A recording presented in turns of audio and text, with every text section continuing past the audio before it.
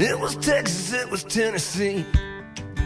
It was what I had coming to me. Well, I'm at Hernando's Hideaway again with Ty Moore this time. How's it going? Welcome to Memphis. Oh man, I love to be here.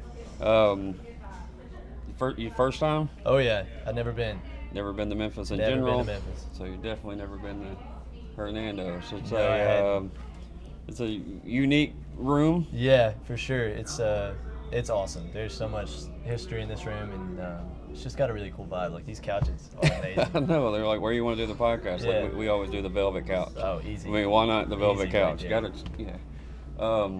Yeah. For anybody that ever rolls through Memphis, I try to do a little shine on this room. I don't know if you're familiar with Dale Watson's involved in this building, and like it just has a really cool vibe to it.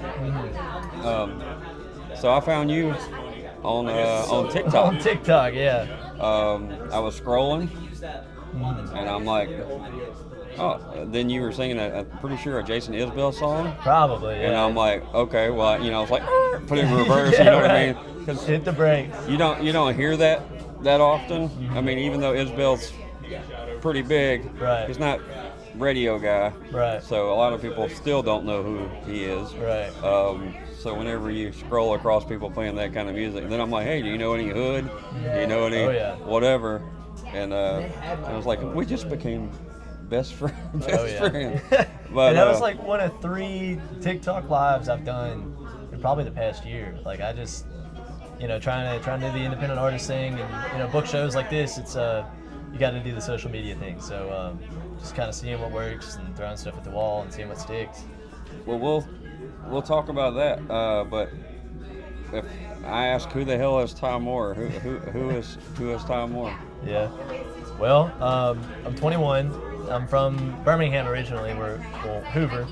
I moved up to Muscle Shoals area, and I'm a student at North Alabama, and I'm a senior up there this year. So I got one more year to really not really take it too seriously yet. Gotcha. Just life, but the music thing I'm hitting pretty hard. I've played guitar since I was 12 years old, and I had been doing solo acoustic gigs since I was 16, and started selling tickets in December. So here we are.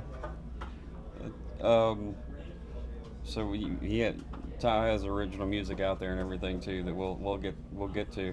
But at 21, playing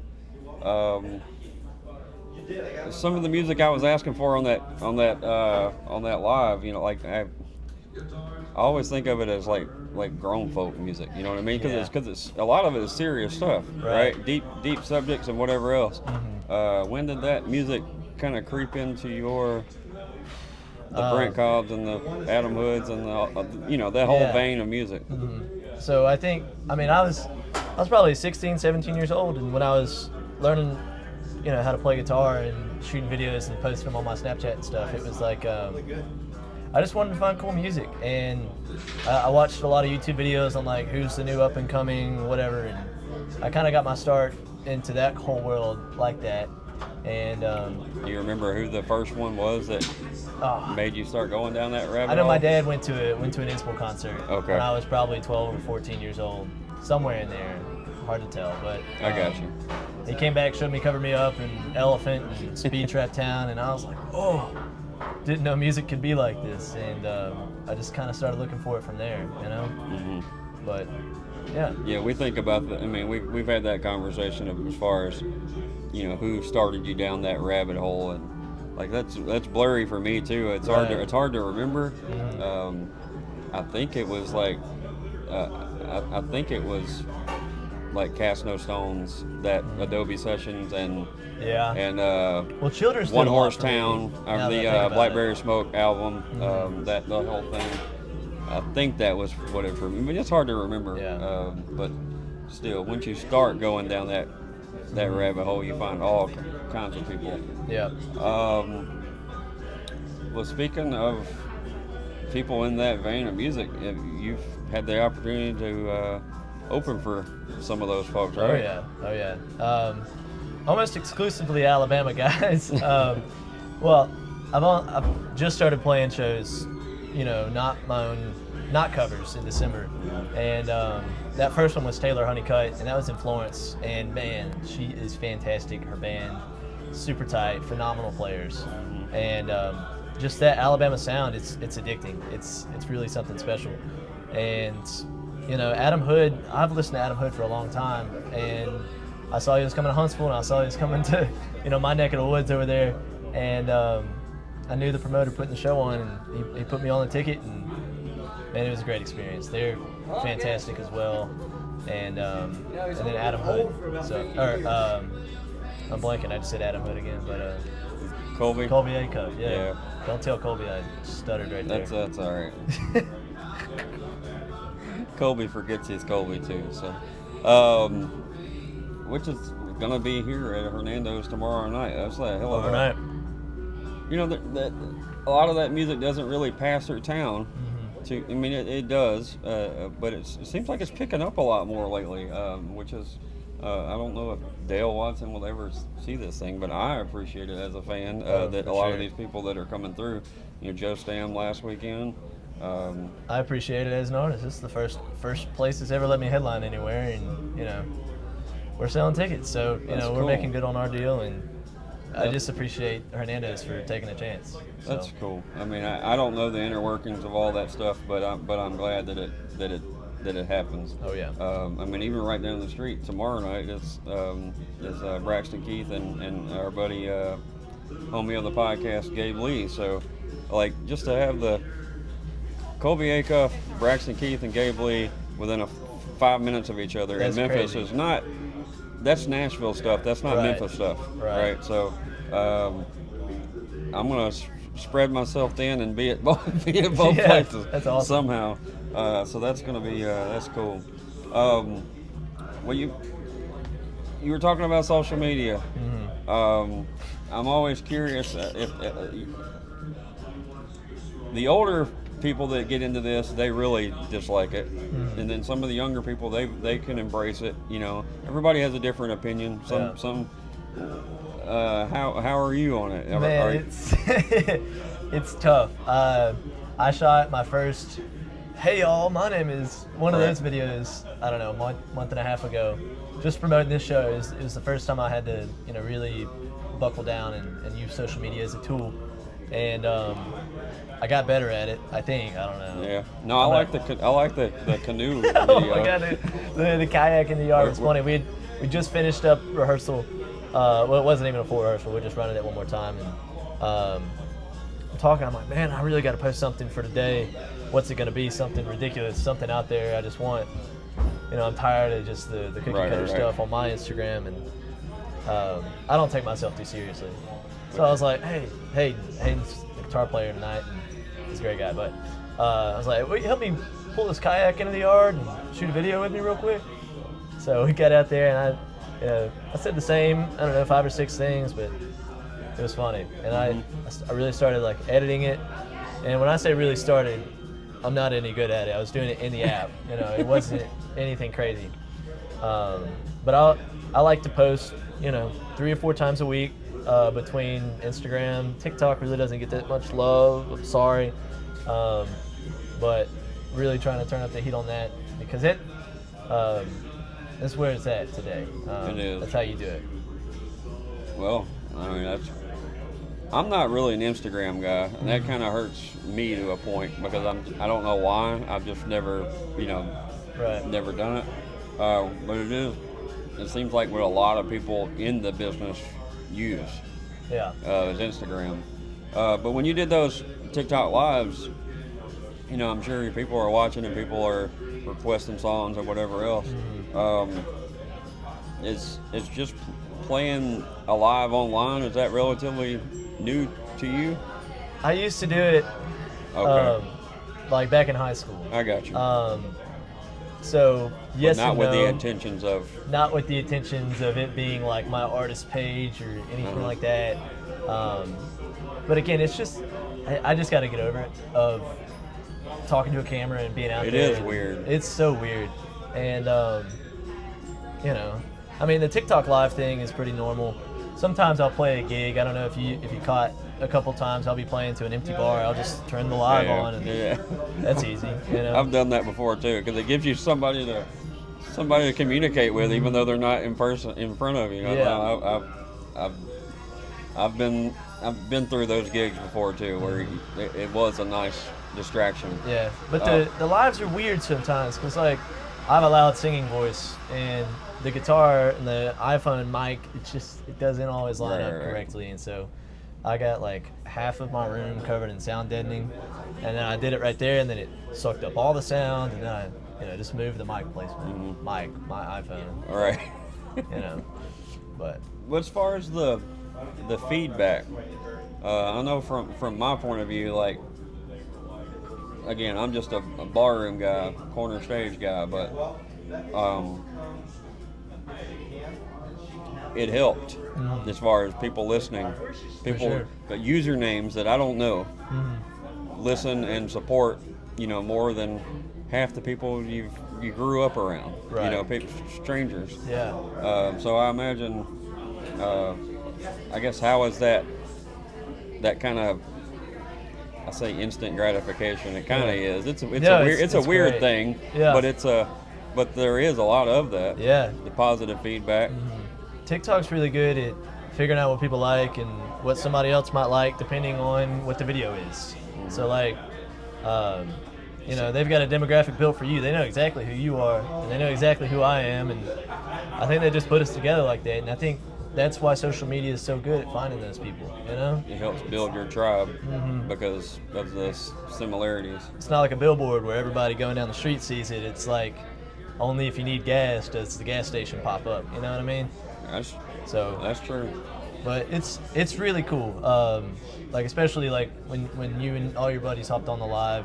I think it was you and one other person, two other people that you knew. I don't know. There was a whole community just.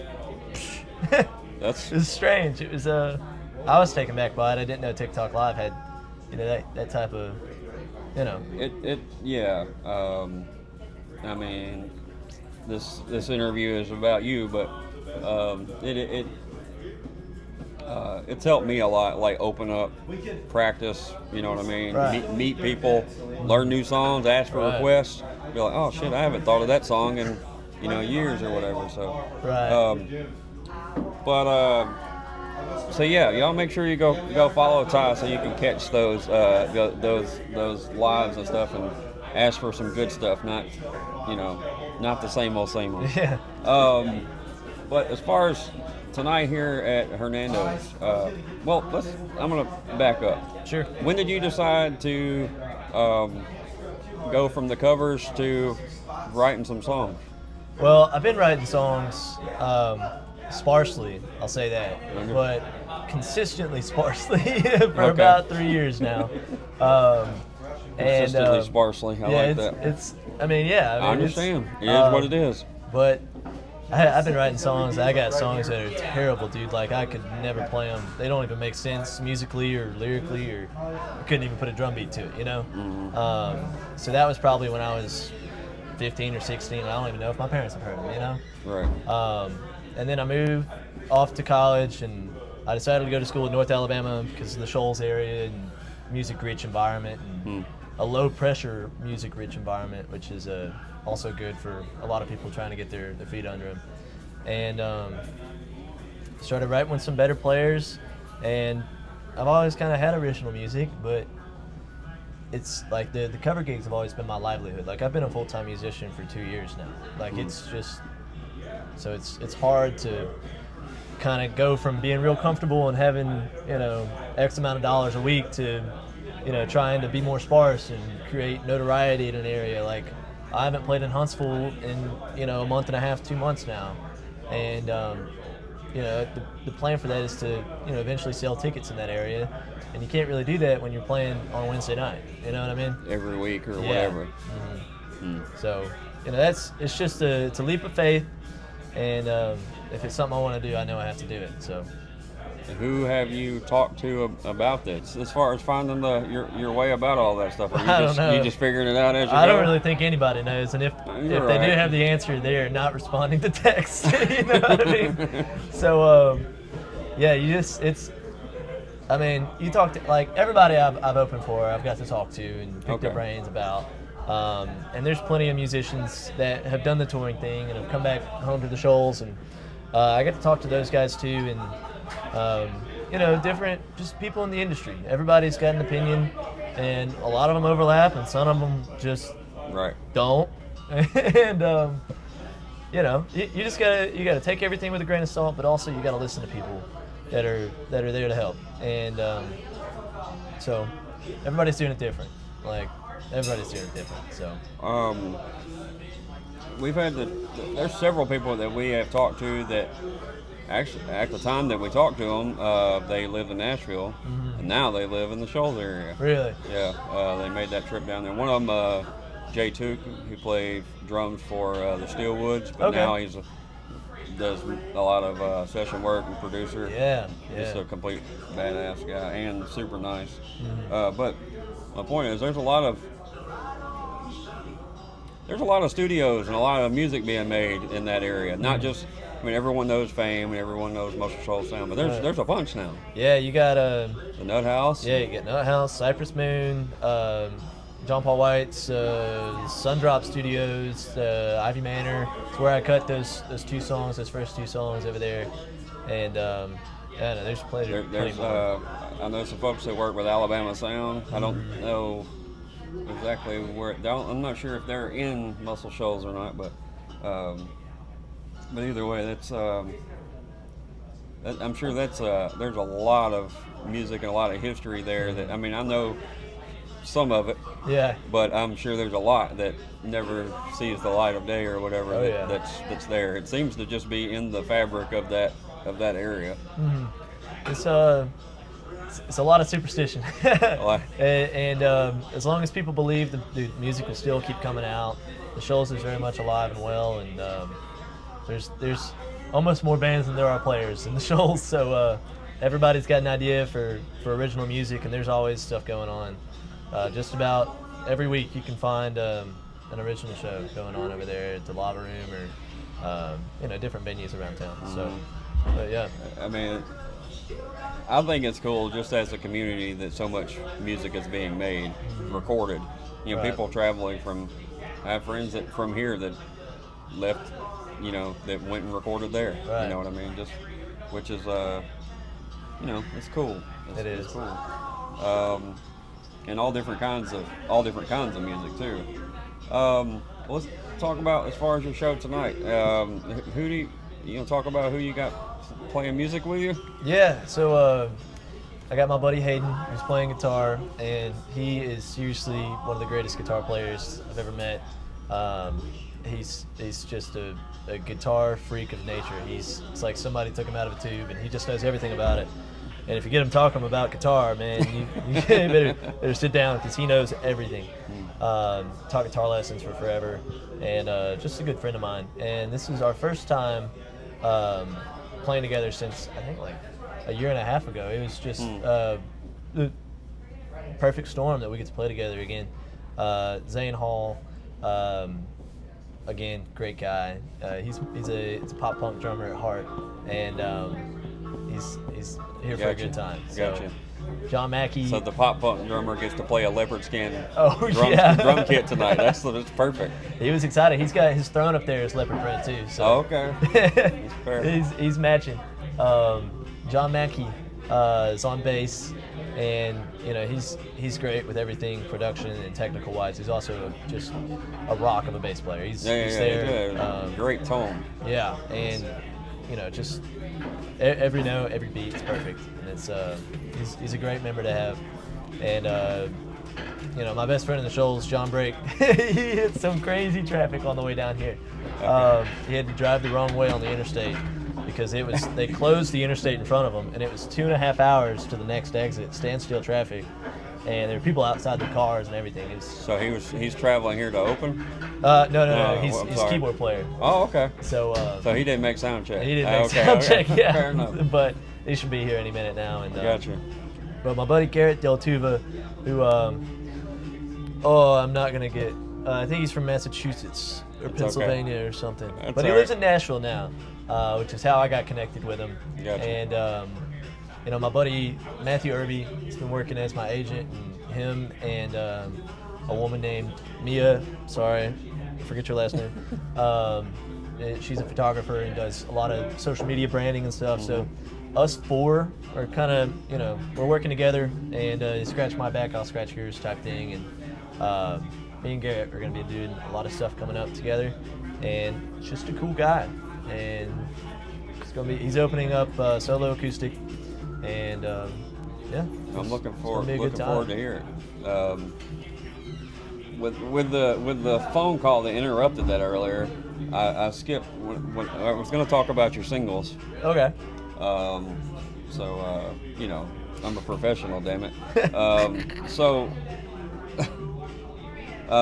You released 45 first, right? Yep, that was the first one. That was the. How long has that been kind of sitting around, or is that a relatively new to song? Well, so I wrote the song. You can actually look on my TikTok. It was originally called Reno. Okay.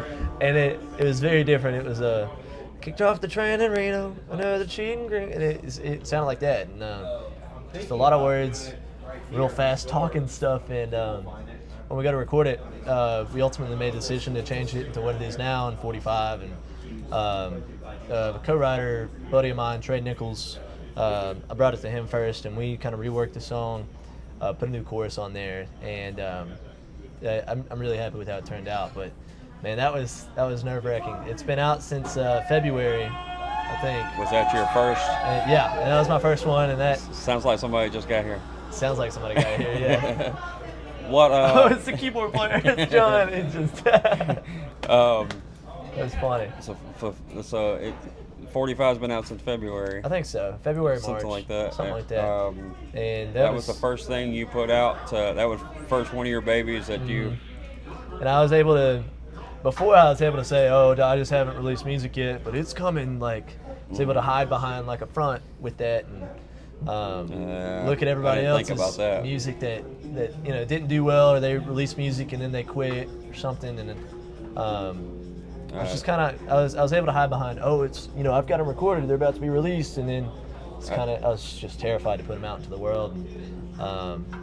But now all that anxiety, that first time jitters are gone. Does it help with? I'm sure it helps with booking and all that stuff. Just to Yeah. have It's something out there. We referred to it as the key to the city. So Okay. once we had music on Spotify, like if that didn't happen, we couldn't play here. And so because of that, and because it that 45's got, I think, almost 6,000 streams on it. The other one, we're working on that. Right. And but it's got me in the door. And I think as somebody that's just trying to do it, you gotta have music out for anybody to start putting you on things. Like when I opened for I got booked for a festival last year called Savannah River Fest in Savannah, Tennessee, September 13th. Be there. It's gonna be great. I think Charlie Argo's on that. I think he might be. I think he was on it last year. I'm pretty sure he's playing in Savannah. And Okay. So that would make. I think that lines up. Sorry, Charlie. But Best curls in the game. oh Charlie yeah, Argo. he's great. He's got it's fantastic hair. But the promoter for the Riverfest was like, "Hey, are you gonna have music out by this point? Like, are you gonna be able to do a whole set?" And I was like, "Yes." So I had to deliver on that. And, So that's motivation. Yeah. And everybody in Savannah's been real good to me, and just a real small town with some great people, and I'm excited to play for their festival. Very cool. I'm glad to hear it. And then you just released the second single, right? The Dog. Yep. Dog is it's a more of a rock song. It's definitely different from typical country music, but there's another song I can't tell you about yet that was recorded with those songs that will come out later. But just recording a couple songs at a time and keeping them all over the place just to kind of show like kind of what you would get if you came to a show. Like you would hear the rock part, the country part, and then a ballad. You know, because we have a piano player. And, You gotta have a ballad with. Yeah, gotta have a ballad. And so we got a couple of those. But the dog is just, I love it. I wrote about my little pit bull that I got with my girlfriend, and then we broke up for a month, and I was just me and the dog in the house, and it's just walking around looking at me, and it's just so sad. It's terrible. So that's where that song came from. I got you. And so there is more music on the way. We're looking to get those. I'm going down to Birmingham to again touch up some vocals on a song because a bridge had changed the night before we went and recorded some, but right before our session. So we're going to nail that, get it perfect, and start the mastering process here second week of August. So those should be rolling out. If not, late August, early September, around that time. Don't hold me to that. Working on it. He's trying. Yeah. We're doing it. Well, I mean, it seems like you've got a pretty good. I mean, I know all of that stuff is fluid, and I know, you like you said, you can ask people or whatever, but eventually it has to be your decision. Yeah. But it seems like you got things going in your direction. So I'm happy to meet you and happy. This was fun. To see some things like that. So one more question, and then Sure. we'll get to some rapid fire things and get you out of here.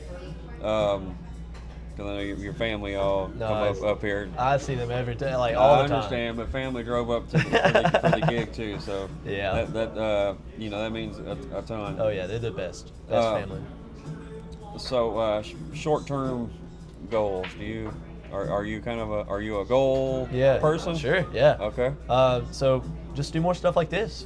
Book more shows. Try to sell tickets. Work on dialing in promotion on Instagram and Facebook and stuff like that. Sell more tickets and do the band thing.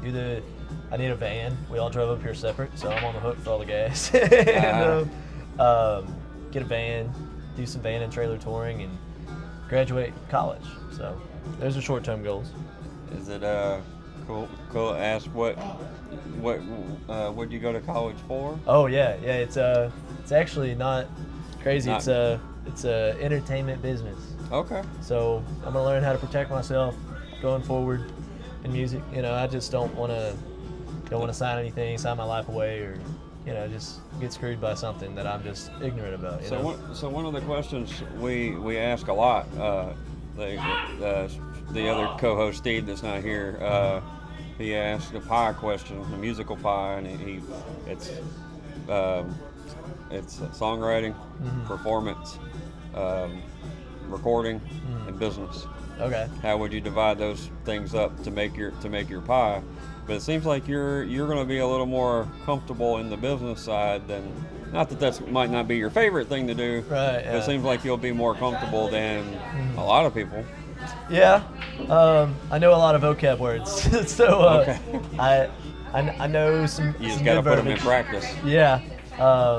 And I know just basically don't sign anything. Let somebody look over it first, and I mean, the business aspect of it's cool, but it's a lot of like one of my classes is concert promotion and touring, which is I took that last semester, and look at that. Look where we are. Yeah. Promoting concerts and hopefully touring. Next thing you know, you're in a kayak in the backyard. Yeah, right.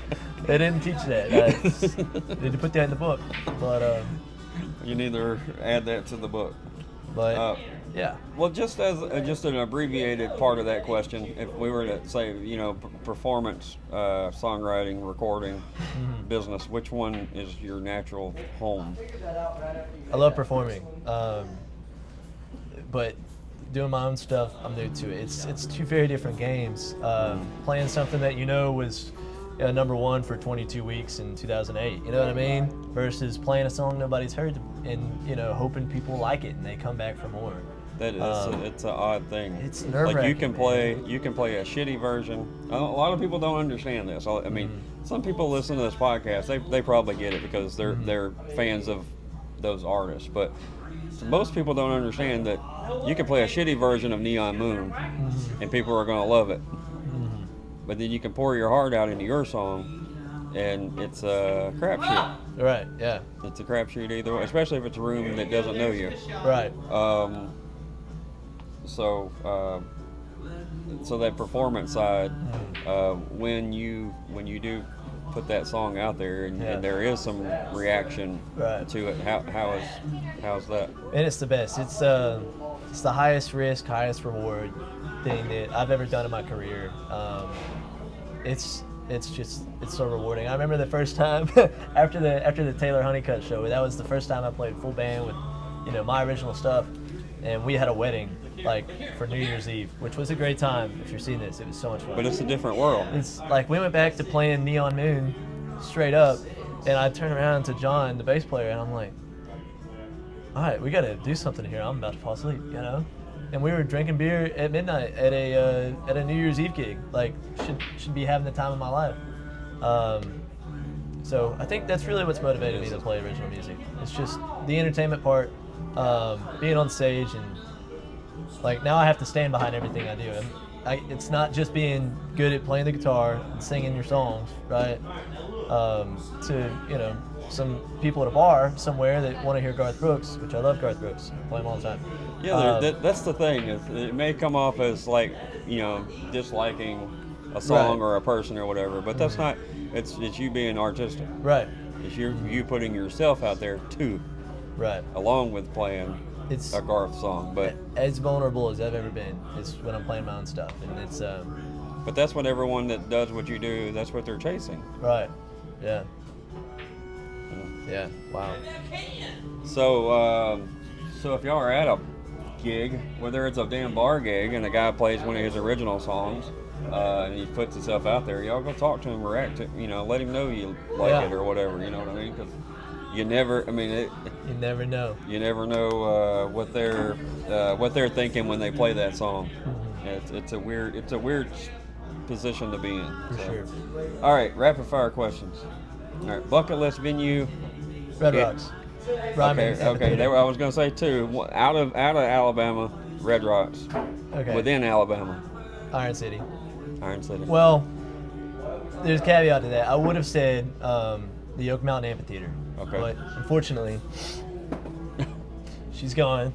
Coca-Cola Amphitheater. I haven't been yet, but I hear I see pictures. It's really cool. I saw some videos. But Oak Mountain Amphitheater was a bucket list venue, and it's gone now. Me and my dad saw so many concerts over there, and I really wanted to play there, but it's okay. I understand. Dinner with any historical figure, music related or not, it doesn't matter. Your call. Jesus. Does that count? Yeah, I mean, love the dinner with Jesus. He's brought up. He's been brought up several times. Yeah. All right. When I say Memphis, what comes to mind? Diamond Rio's Walking in Memphis. Their version of it. Their version of it. Okay. Yeah. All right, that's cool. And the Elvis, yes. That's a given, though. Yeah, he's referenced in the song, so I thought that was all encompassing. But really, and I think this is Elvis week. It's next week. Next week. Okay. Week. Me and Elvis share a birthday too. Oh, okay. Please don't dox me with that information. It's his birthday. You can't have it anymore. You're gonna have to change yours. That would be crazy. I'll tell you off air who I share a birthday with. Sure, yeah. All right, when I say sad song, shit, that's a good one that's playing right there. George Jones. I mean, Elephant. That's about that's about as sad as they get. Yeah. Or kidding. Yvette. I mean, it's That's gotta a be tough an one song. too, man. Some songs people they lived them, right? Oh yeah. And those songs, I hope he didn't live them. Right. I hope he didn't live Elephant or Yvette, especially Yvette. Right. Because Jesus. Wow. But how do you write songs without? Like you wrote the dog because of your dog, yeah, right? And that the dog was situation. walking around looking at me. That's nothing crazy. Anyways. All right, last one. and this is the most important question. This one has been asked since the very first episode, so now we're still going. And we're trying to think of something as Dollar General and degenerate as I could think of. So, what's your favorite Little Debbie snack? Christmas tree cakes. Okay. Easy. Fair enough. Christmas tree cakes. That's a very popular answer. Oh, they're the best ones, so I mean, makes sense. Honey buns are a close second. All right, My mom likes the Swiss rolls. Sorry. It's a family tradition. All right, Tyler. It's good to meet you, man. Pleasure. Yeah, y'all go make sure you follow him on all of his socials. Wherever you listen to your music, hit that follow button so when the new music comes out, Oh yeah. you'll be notified. And well, can't wait to hear your show. Awesome. Yeah, man, I'm excited.